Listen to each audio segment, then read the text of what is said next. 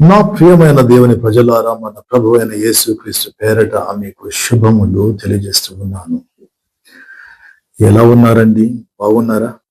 మీరు బాగుండాలని మీ కొరకు నేను ప్రార్థిస్తూ ఉన్నాను. ఆ మొన్న ఓ తమ్ముడు వచ్చి, అన్న ఒక ప్రశ్న అడగనా అని అన్నాడు. వాని వైపు తేరి చూచి అన్నాను, అడుగు నాన్న అని. అన్న ఏమనుకోకపోతే దేవుడు నిజంగా ఉన్నాడంటారా అని అన్నాడు. నేనన్నాను, ఇంతకు తమరికి ఆ సందేహం ఎందుకు వచ్చినట్టు అని. అలా కాదన్నా, దేవుడు ఉంటే మనకు కనబడాలి కదా అని అన్నాడు తమ్ముడు. ఎందుకు కనిపించాలి అన్నాను నేను. మనకు కనిపించకపోవటం అనేది ఆయన ఇష్టం, అది ఆయన వ్యక్తిగతం. అందులో నీ జబర్దస్తి ఏంది తమ్ముడు అని తమ్ముడిని అడిగాను. ఒకవేళ దేవుడు కనపడితే ఏం చేస్తావు నాన్న కొని, ఏం అడుగుతావు? మరణం లేకుండా చెయ్యి ప్రభు అని అడుగుతావేమో, అంతేనా? దేవుడు గనక నీ కోరికను మన్నించి నీకు చావే గనక లేకుండా చేస్తే, ఈ మలిన ప్రపంచములో, ఈ కలుషిత ప్రపంచములో, ఈ దుష్ట ప్రపంచములో అనుక్షణం నీవు బ్రతకలేక చస్తావు. తెలుసా నీకది?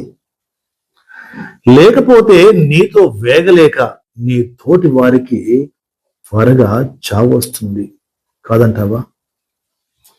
అసలు దేవుడు కనబడితే ఏం అడగాలో ఏమైనా లిస్టు రాసి పెట్టుకున్నావా అని అడిగాను.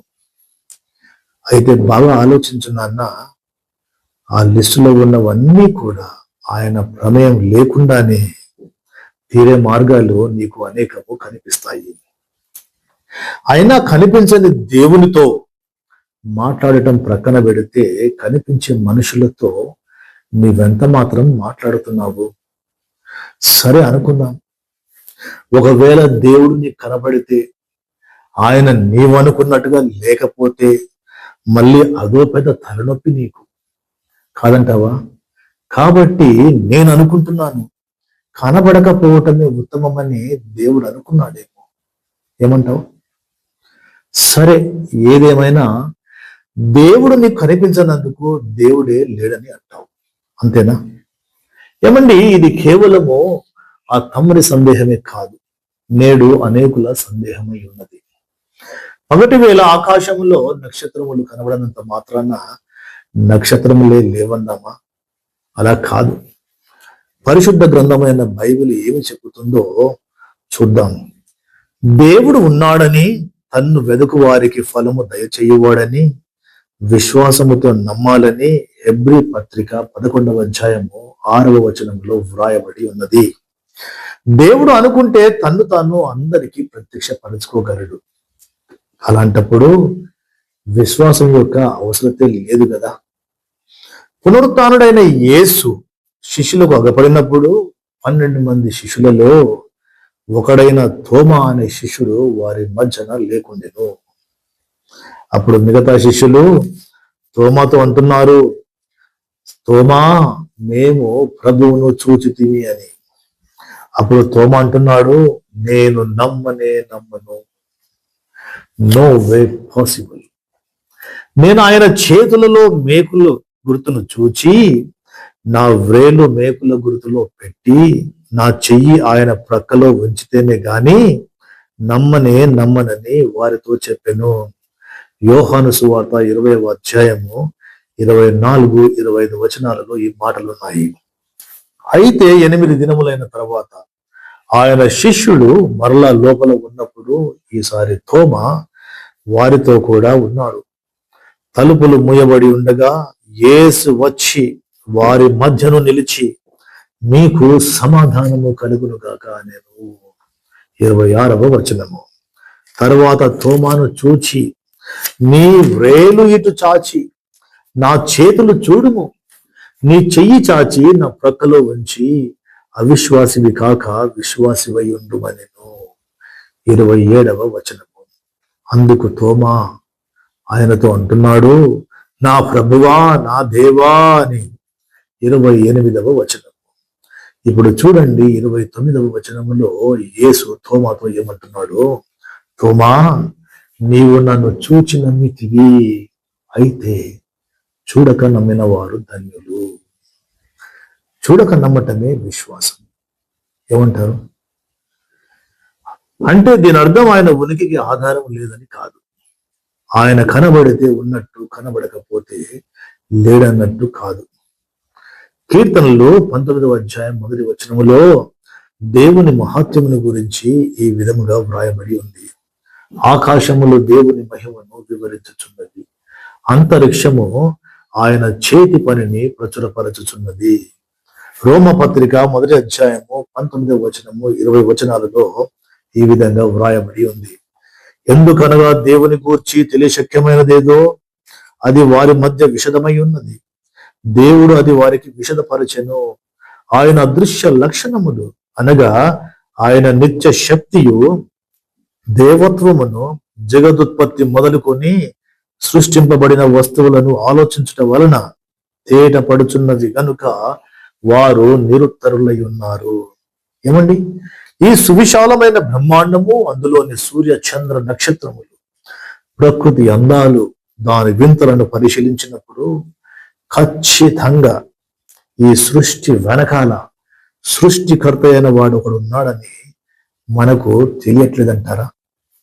అంతెందుకండి, ప్రసంగి గ్రంథము 3వ అధ్యాయం 11వ వచనములో ఆయన శాశ్వత కాల జ్ఞానమును నరుల హృదయమందుంచి ఉన్నాడు అని వ్రాయబడి ఉంది.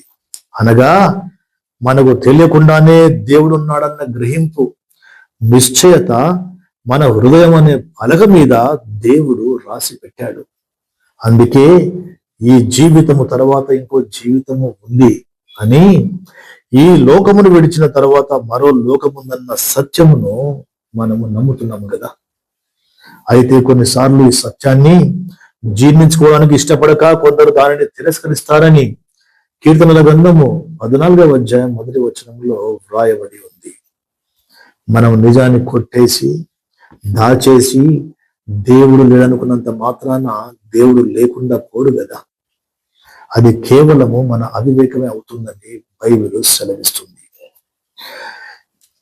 రెండవదిగా, look at the beautiful design of the universe. The way it is designed, everything is perfectly in order. ఈ విశ్వం యొక్క రూపకల్పన, దాని క్రమ పద్ధతి చూస్తూ ఉంటే ఏమండి, ఖచ్చితంగా దీని వెనకాల మహాజ్ఞాని అయిన రూపకర్త, శిల్పి ఒకడున్నాడని మనకు అర్థం అవ్వట్లేదంటారా? ఉదాహరణకు, ఒకవేళ ఈ భూమి గాని సూర్యునికి ఇంకొంచెం దగ్గరగా ఉండి ఉంటే భూమి మీద ఉన్న సమస్త జీవరాశులు మాడి మసైపోయేవి.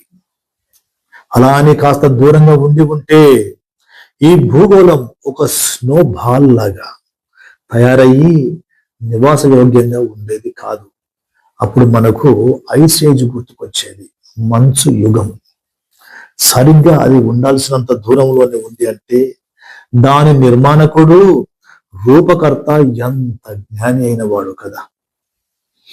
దేవుని గూర్చి ఇన్ని ఆధారాలు ఉన్నప్పటికీ కొందరు అవన్నీ అశాస్త్రీయమైనవని వాదిస్తూ ఉంటారు. అట్టి వారి గురించి బైబిల్ ఏమి సెలవిస్తుందో చూద్దాం. రోమాపత్రిక 1వ అధ్యాయము 21వ వచనము 22వ వచనములో, మరియు వారు దేవుని నెరిగియు, అనగా దేవుడు ఉన్నాడన్న సంగతి తెలిసియు ఆయనను దేవునిగా మహిమపరచలేదు, కృతజ్ఞతాస్తుతులు చెల్లింపను లేదు గాని తమ వాదముల యందు వ్యర్థులైరి. వారి అవివేక హృదయము అంధకారమాయను, తాము జ్ఞానులమని చెప్పుకొనుచు బుద్ధిహీనులైరి అని వ్రాయబడి ఉన్నది.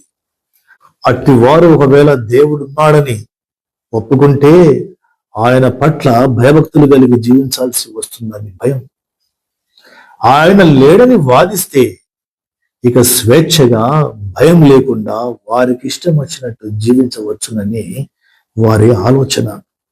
అయితే ఈ ఆలోచన సరైనది కాదు. ఇది ప్రమాదకరమైన ధోరణి.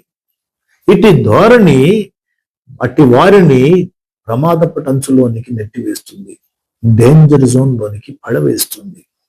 ఆ తర్వాత ఏడ్చి ప్రయోజనము లేదు. నీవు పశ్చాత్తాపడినా అది అందని ద్రాక్ష పండులాగే మిగిలిపోతుంది. అలాంటి ఓ వ్యక్తిని బైబిల్ మనకు పరిచయం చేస్తూ ఉంది.